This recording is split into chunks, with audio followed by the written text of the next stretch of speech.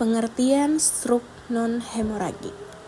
Stroke non-hemoragik atau stroke iskemik adalah hilangnya fungsi otak secara mendadak akibat gangguan suplai darah ke bagian otak.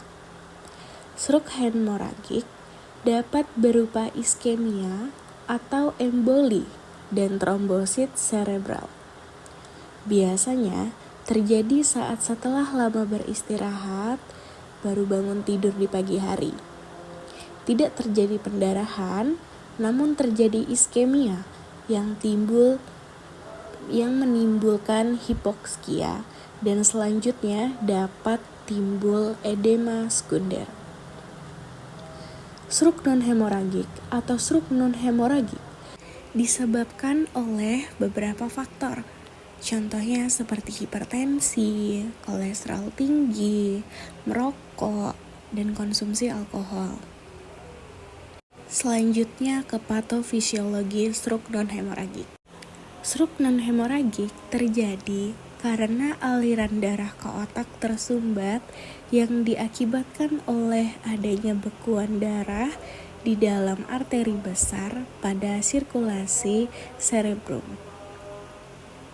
Sumbatan obstruksi ini dapat disebabkan oleh emboli maupun trombus. Trombus atau bekuan darah terbentuk pada permukaan kasar plak aterosklerosis yang terbentuk pada dinding arteri. Trombus dapat membesar dan akhirnya menyumbat lumen arteri tersebut. Sebagian trombus dapat terlepas menjadi embolus. Embolus berjalan lewat aliran darah dan dapat menyumbat pembuluh arteri yang lebih kecil. Dan ketika arteri tersumbat secara akut oleh trombus atau embolus, maka akan menimbulkan lesi atau kerusakan sel saraf pada upper motor neuron.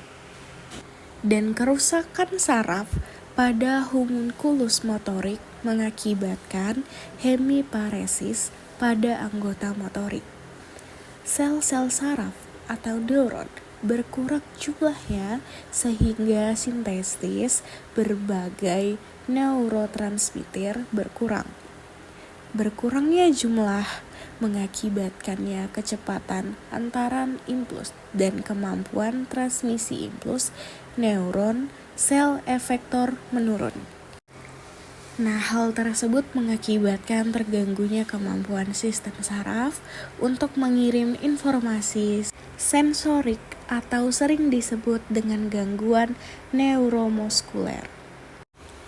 Menurut Stemzer 2001, stroke non-hemoragik biasanya diakibatkan oleh trombosis dan emboli cerebral.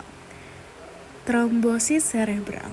Trombosit ini terjadi pada pembuluh darah yang mengalami oklusi sehingga menyebabkan iskemi jaringan otak yang dapat menimbulkan edema dan kongsi di sekitarnya. Keadaan yang dapat menyebabkan trombosit cerebral adalah arteriosklerosis, adalah mengerasnya pembuluh darah serta berkurangnya ketentuan atau elastis pembuluh darah. Nah, selanjutnya adalah emboli. Emboli ini adalah cerebral merupakan penyumbatan pembuluh darah, otak oleh darah, lemak dan udara. Pada umumnya emboli berasal dari trombus di jantung yang terlepas dan menyumbat sistem arteri cerebral. Emboli tersebut berlangsung cepat dan gejala timbul kurang dari 10-30 detik.